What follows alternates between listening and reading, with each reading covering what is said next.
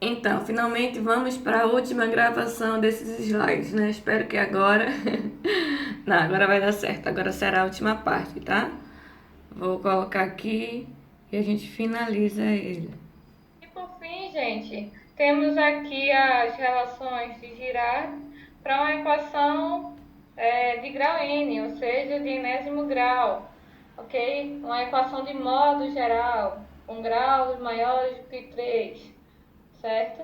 Então, quando eu estiver diante desse tipo de equação com grau maior do que 3, também vou poder utilizar essa relação, onde eu sei que a soma das raízes vai ser igual a menos a n menos 1 sobre a n, lembrando sempre que o AN é o meu coeficiente predominante, que é aquele coeficiente que acompanha o x de maior expoente, certo? E o AN menos 1 vai só depender do valor de n, né? É o próximo termo aí, seguido do meu termo de menor grau, né? Vem lá um polinômio maior grau, seguido do menor grau e assim sucessivamente até o termo independente. Então temos aí que a soma das raízes vai ser dada por menos a n menos 1 sobre a n, certo? E também poderemos fazer o produto aos pares, né, dessas raízes, seguido da soma deles, né? Isso, a ideia é bem parecida com a da equação de terceiro grau. Né? Na equação de terceiro grau, nós vimos que lá, que R1 vezes R2, mais R1 vezes R3, mais R3 vezes R4, R3 vezes R2, perdoem, era igual a C sobre A. A ideia aí é a mesma, só que nesse caso aqui não vai ser o C, porque vai estar dependendo do grau dessa minha equação, né? Que a gente vai estar acrescentando a quantidade de letras a depender desse polinômio. Então, seria dado por AN-2, que seria o Czinho, né? Terceiro termo A, menos, ou melhor, menos não, sobre a N, que é o coeficiente predominante da equação. Do mesmo, ainda tem outra relação envolvendo a multiplicação entre três dessas raízes.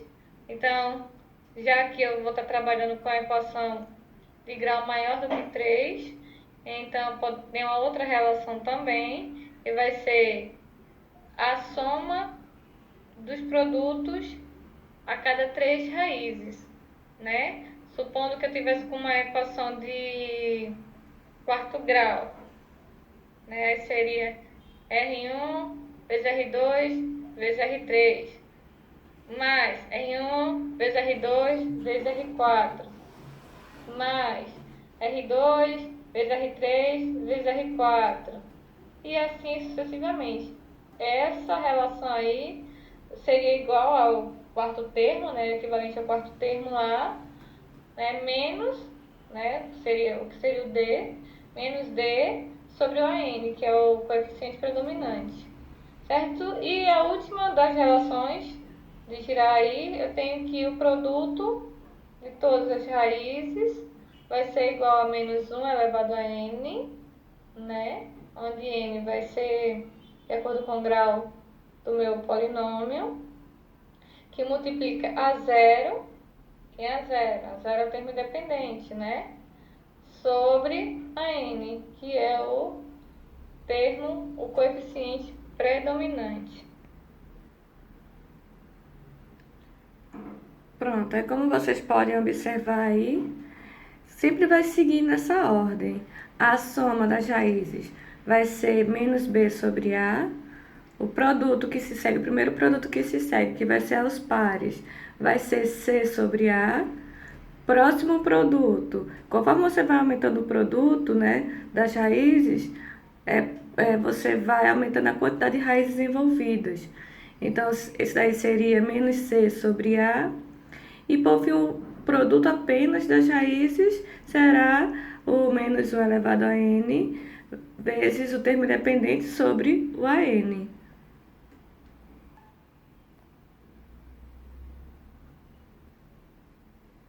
gente. Então, conforme a gente já viu, né, as relações de Girard, eu trouxe aqui um exemplo de uma equação onde foi dada a equação e pede que a gente encontre as suas raízes, né? Uma equação de quarto grau, onde eu observo que o meu termo independente ele não existe. Se ele não existe, isso significa então que ele é igual a zero, certo? Lembrando que uma equação de quarto grau, de modo geral, ela seria escrita na forma ax à quarta, mais bx à terceira, mais 6x ao quadrado, mais dx, mais e igual a zero. Nesse caso, o meu ezinho aí, ele não existe, né? Ele não tem nenhum termo aí que não seja acompanhado do x. Com base nessa informação, a gente já pode concluir uma de suas raízes. Quem seria ela? Seria o zero. Por quê?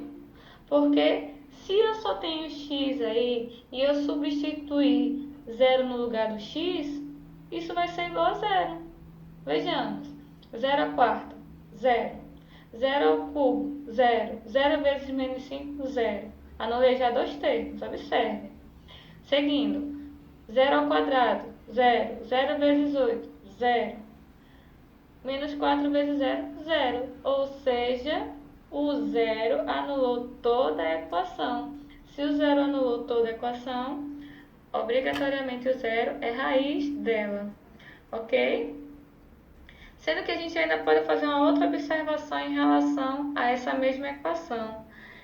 Se olharmos para os coeficientes que foram dados e resolvermos somá-los, vamos observar que a sua soma também é zero. Com isso, a gente pode concluir que o 1 também é raiz dessa equação, porque é como se o meu x aí fosse 1. Ó, 1 à quarta, 1. Grava aí. 5 vezes 1 ao cubo. 1 ao cubo, 1. Então, já vou ter aí 1 menos 5, que vai dar menos 4, certo? Menos 4 mais 8, né? Porque 8 vezes 1 ao quadrado vai dar 8. Então, menos 4 mais 8, mais 4, certo? E seguido de menos 4 vezes 1, menos 4, mais 4, menos 4, 0. Achamos, portanto, duas raízes para essa mesma equação, certo? Com isso, a gente poderia muito bem usar Briot-Ruffin aqui para determinar essas raízes, né? Já que eu tenho uma equação de quarto grau, já consegui reduzir, já consegui determinar duas de suas raízes, então, consequentemente, eu vou poder reduzi-la para uma equação de segundo grau, né? Mas não foi o exemplo que foi trazido aqui no livro. Então, no livro, o exemplo foi trazido para a gente resolver essa equação utilizando as relações de Girard. Pelas relações de Girard, eu sei que a soma das raízes, que nesse caso aqui, por se tratar de uma equação de quarto grau, serão 4, né? Vai ser sempre igual a menos b sobre a. Certo? Ó, por isso que apareceu aí. R1, R2, que são as raízes que eu não sei, que eu quero encontrar ainda. 1, que eu acabei de achar, e 0, que foi a primeira raiz que eu achei. Certo? Isso vai ser igual, então, menos B sobre A. Quem é B? B é o segundo termo aí da minha equação, né? O segundo coeficiente do segundo termo aí da minha equação. Então, B vai ser o meu menos 5, então ficaremos com menos 5, né? Dentro do parênteses, então, menos da forma menos 5 sobre 1, que vai resultar em 5. Então, eu tenho aí, na verdade, que 5 vai ficar igual a R1 mais R2 mais 1. Isolando R1 e R2, vamos ficar que R1 mais R2 vai ser igual a 4. Então, algo que vai me lembrar a ideia de um sistema, né? Já que eu não sei quem é R1, nem sei quem é R2, são incógnitas distintas. Então, vamos pensar na segunda relação de Girard.